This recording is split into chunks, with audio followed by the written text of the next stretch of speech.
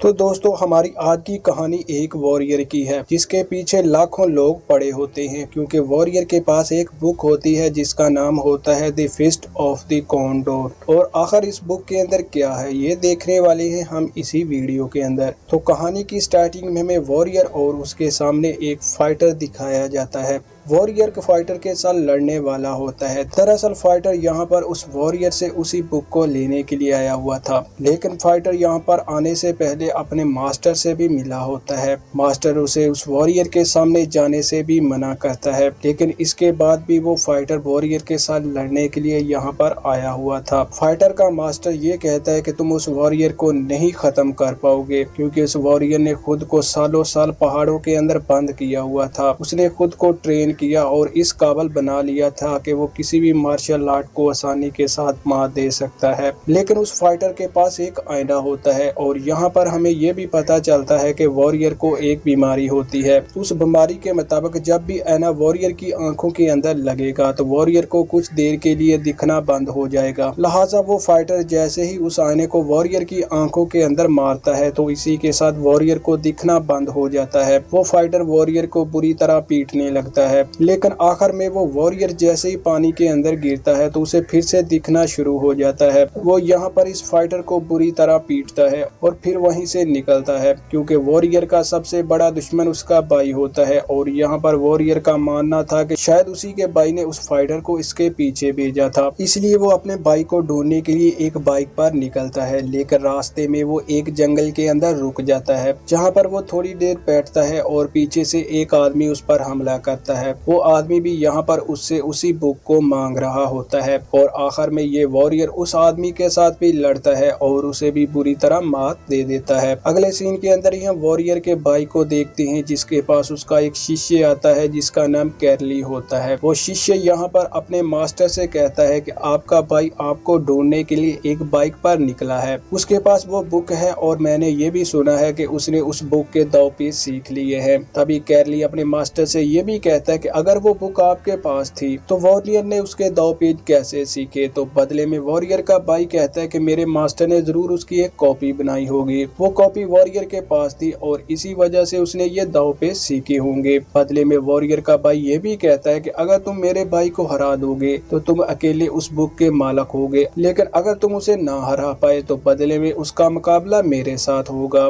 यहाँ पर वॉरियर को देखते हैं जो खुद को ट्रेन कर रहा होता है। वो एक बड़ी सी लकड़ी को उठाकर इधर उधर फेंक रहा होता है और बाद में वो बंदर की तरह भागता है और आखिर में वो ईगल की तरह खड़ा भी होता है। इसी के साथ हमें एक मैं खाना दिखाया जाता है जहाँ पर कुछ बुरे लोग बैठ के बियर पी रहे होते हैं। इसी के साथ हम वहाँ पर वॉरियर को भी देखते हैं जो वहाँ पर आता है और लड़की से एक पानी की बोतल मांगता है। पानी की बोतल लेके वो जैसे ही वहाँ से जाने वाला होता है तभी उन बुरे लोगों में से एक उसके सामने आ जाता है जो उसके सर पर बियर का एक गिलास डालता है ये कहते हुए कि तुमसे बदबू आ रही है। लेकिन इस पर भी वॉरियर रिएक्ट नहीं करता और वहाँ से चला जाता है। वो जैसे ही बाहर जाके पहाड़ पर खड़ा होता है तो उसे यहाँ पर अपने पास्ट का एक सीन नजर आता है जहाँ पर वॉरियर के भाई ने उसकी मास्टर कॉन्डोर वो मैन को मार दिया होता है और इसी पर वॉरियर वापस उसी मैं खाने के अंदर आता है। मैं खाने के अंदर आने के साथ ही वो एक बियर का गिलास लेता है और उसी आदमी के सर पर डाल देता है ये कहते हुए कि पहले तुमने किया था और अब मेरी बारी। इसी के साथ वो उस आदमी को एक पंच भी मारता है जिसके साथ वो आदमी पीछे जा गिरता है। तभी इर्द गिर्द के दूसरे लोग वॉरियर को मारने के लिए आगे बढ़ते हैं लेकिन वॉरियर उनके साथ भी लड़ता है। आखिर में यहाँ पर कैरली भी आ जाता है जो वॉरियर की आंखों के अंदर शीशा मारता है। यहाँ पर वॉरियर कैरली से कहता है कि मैं तुम्हारे मास्टर को जानता हूँ। तो कैरली वॉरियर के हाथ पड़ता हुआ ये कहता है कि तुम मुझे वो बुक दे दो। इस पर वॉरियर कहता है कि मुकाबला किए बगैर तो तुम वो बुक नहीं ले सकते। तो कैरली कहता है कि कल सुबह 5 बजे स्कूल के साथ वाले ग्राउंड के अंदर आ जाना और तुमसे मुकाबला करके अच्छा लगेगा। इसी के साथ हमें पास दिखाया जाता है जहाँ पर हम वॉरियर और उसके भाई को देखते हैं जो कॉन्डोर वो मैन के सामने होते हैं और यहाँ पर वो उनके स्कूल के अंदर एडमिशन लेना चाहते थे,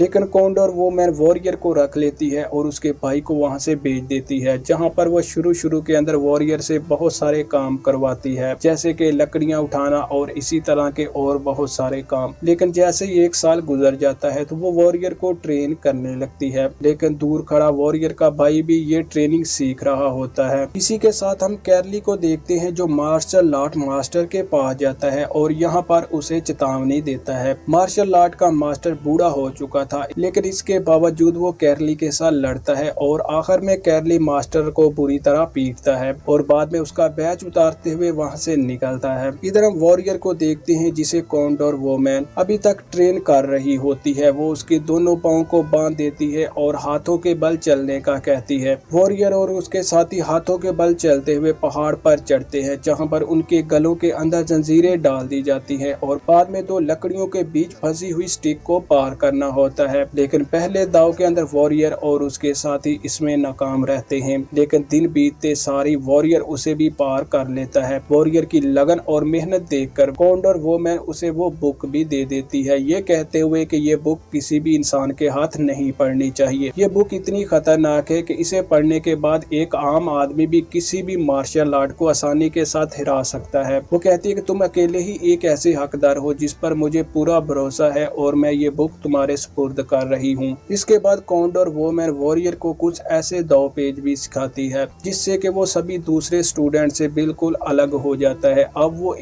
वो खुद को एक बहादुर वॉरियर मानने लगता है। अब वो मार्शल आर्ट का बादशाह बन चुका होता है और इसी के साथ हम वॉरियर को बाइक के ऊपर देखते हैं। वो उसी गोदाम के अंदर चला जाता है जहाँ पर कैरली उसका पहले से इंतजार कर रहा होता है। यहाँ पर वो अपने कपड़े उतारते हैं और बाद में अपने अपने अंदाज के अंदर थोड़ी देर वार्म अप करते हैं। इसी के साथ वो जैसे ही एक दूसरे के सामने आ जाते हैं तो वो लड़ने लगते हैं, लेकिन वॉरियर के लिए कैरली को हराना बहुत ही ज्यादा मुश्किल होता है क्योंकि कैरली वॉरियर के भाई का ट्रेन स्टूडेंट होता है। लेकिन यहाँ पर वॉरियर जैसे ही कैरली को मात देने वाला था तो कैरली के सीने पर पट्टी लगी हुई थी जिसके अंदर एक शीशा लगा हुआ होता है। वो शीशे की रोशनी जैसी वॉरियर की आंखों के अंदर पड़ती है तो इसी के साथ वॉरियर को दिखना बंद हो जाता है। लेकिन वॉरियर ने खुद को इस काबिल ट्रेन कर लिया था कि वो बंद आंखों की मदद से भी आसानी से किसी को हरा सकता था। इसलिए वो वहाँ पर कैरली को बुरी तरह हराने के बाद वहाँ से निकलता है और इसी के साथ ये कहानी इधर खत्म हो जाती है। थैंक यू दोस्तों, मिलते हैं नेक्स्ट वीडियो में जल्दी ही। तो तब तक आप मेरे साथ बने रहें इस चैनल पर।